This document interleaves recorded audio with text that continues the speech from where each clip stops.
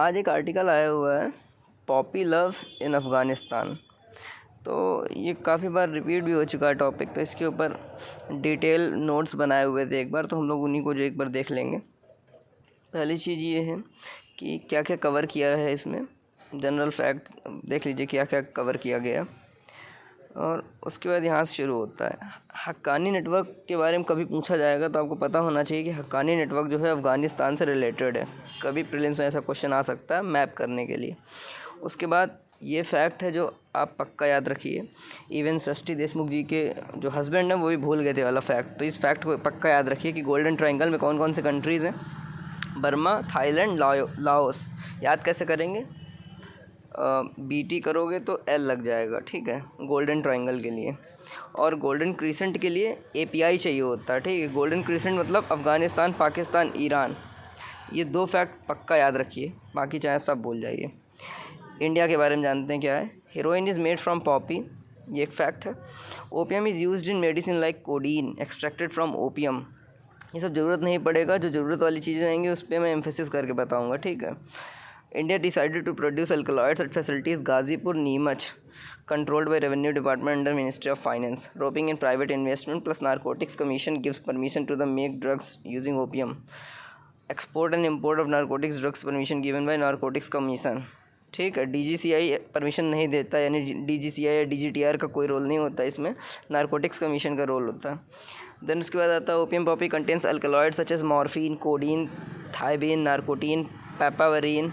ये कुछ ऐसे नाम्स हैं, देखेंगे तो शायद आइडिया लग जाएगा, ठीक है। Morphine, codeine, thebaine which have analgesic, antitussive, antispasmodic properties. तो जब हम कहते हैं कि ओपियम को मेडिसिन के रूप में इस्तेमाल किया जाता है, उसका मतलब ये होता है कि it has analgesic properties, antitussive and anti spasmodic properties.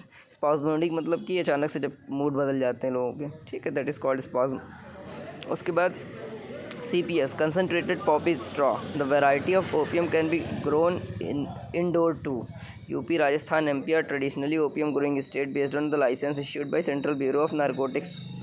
अब देखो, CBN जो बॉडी है वो लाइसेंस इशू करती है ओपियम ग्रो करने की। ओपियम ग्रो होती कहाँ पे? यूपी में, राजस्थान में और MP में, ठीक है।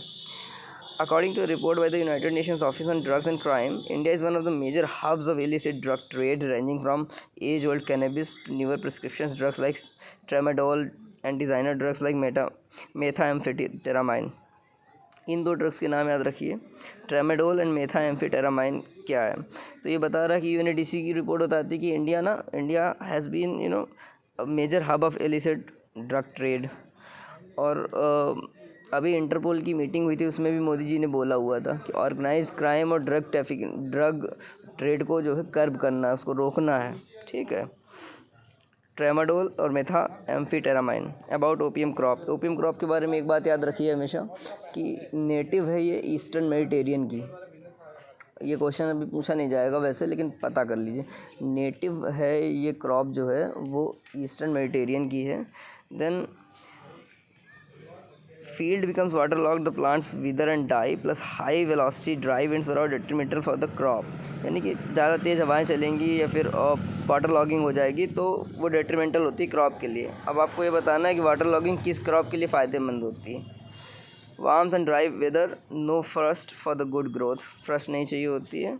Virus, fungus, nutritional deficiencies, pest, cause for the disease, तो ये सब नहीं पूछा जाएगा, बकवास है। इंटरनल सिक्योरिटी, ड्रग ट्रैफिकिंग, ठीक है।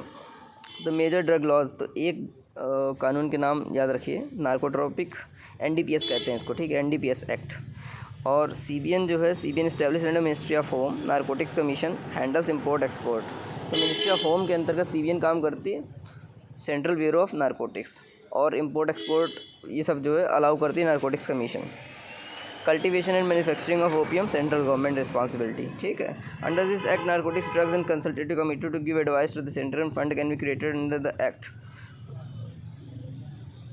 ये सब यूजलेस है, बकवास है, भूल जाएंगे।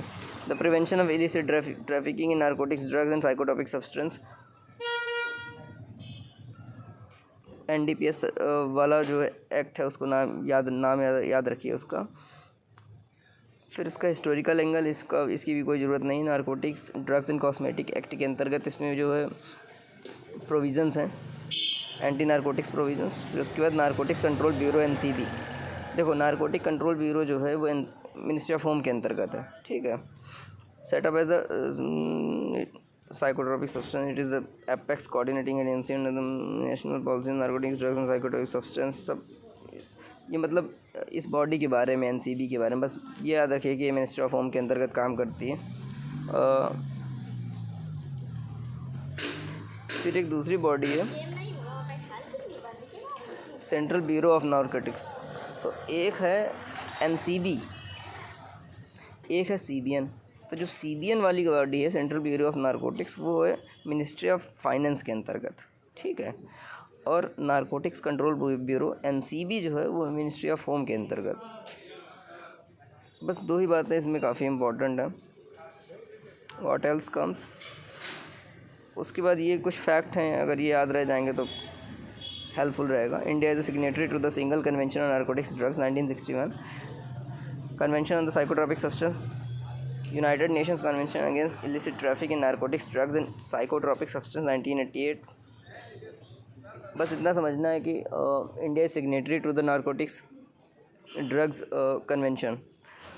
India is the only country authorized by the United Nations Single Convention on Narcotic Drugs to produce gum opium। तो ये फन फैक्ट है। As per World Drug Report UNODC, fourth highest opium seizure in 2018 reported from India. तो इसीलिए India को जो है illicit drugs का hub बोला जाता है।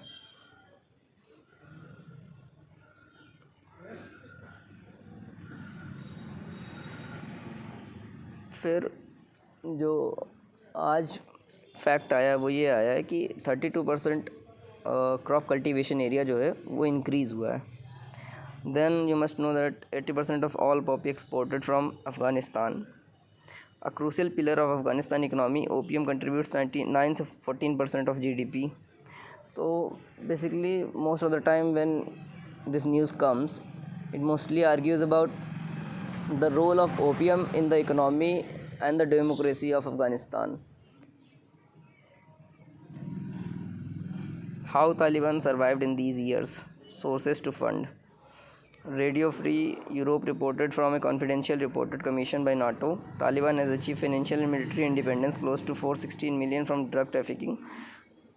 अगर ऊपर के ये फैक्ट याद है ना तो फिर बाकी सब ज़रूरत नहीं पड़ेगा, ठीक है।